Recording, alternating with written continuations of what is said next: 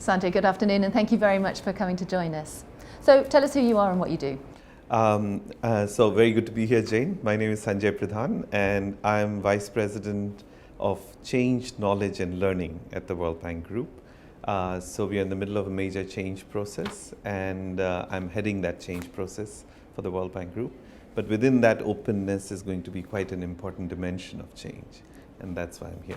And which are the governments that you see now moving towards open contracting as the norm? We've been talking this morning about open contracting, of course. You know, there's a research that we have done with the Open Government Partnership and the World Bank Institute, and what's very heartening about that is that it is not the usual suspects that you would think. It's not just that OECD countries are doing a lot. There are a number of developing countries that are taking bold steps forward. So Georgia and Colombia are showing the way by making all their public contracts online. Ghana, is disclosing oil contracts and disclosing the use of oil revenues to build roads, and civil society organizations are monitoring the use of contracts. Afghanistan has made its mining contracts public, following the lead of Liberia, and the Philippines has made disclosure and public participation. The key is public participation is sort of enabled, allowed, and nurtured throughout the contracting process. So these are very encouraging signs of countries actually moving forward. Now we've created, with partners, we've created open contracting principles.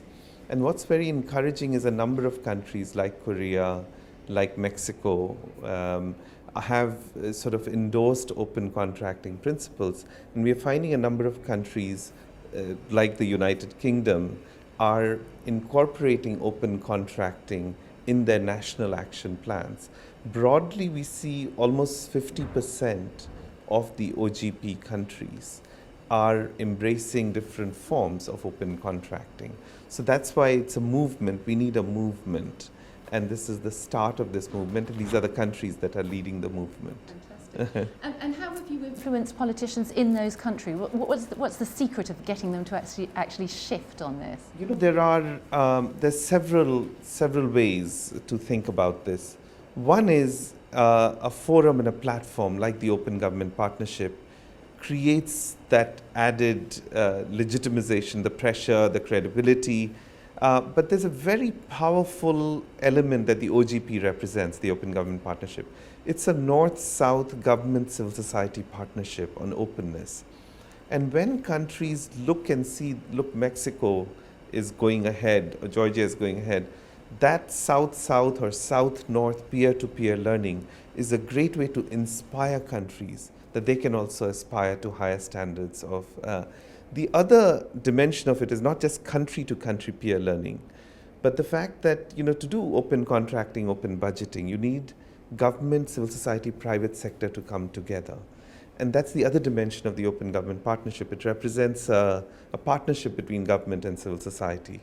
That's what it represents. So to put pressure on politicians, you need demand-side pressures. You need citizens asking for it. You need to empower civil society. But there's a frontier which is beyond just the pressure that comes from civil society or media, which is a more nuanced picture that reformers in government want to reform. They may be, surrounded by vested interests.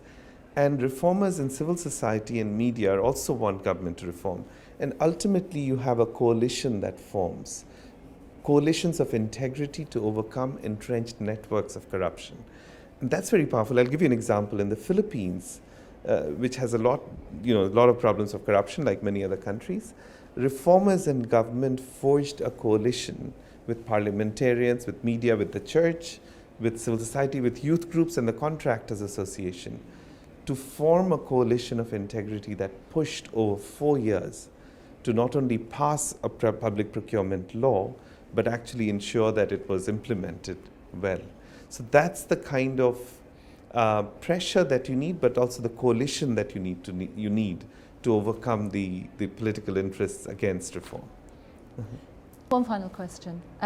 In the session we were in together just now, you spoke very movingly about your father being a lonely warrior for transparency and integrity, and about the need for all of those lonely warriors to hold hands. I just wondered, what is the biggest personal thing that you've learnt on your journey through this? You know, I get very inspired when I find these courageous warriors who are battling the system against formidable odds.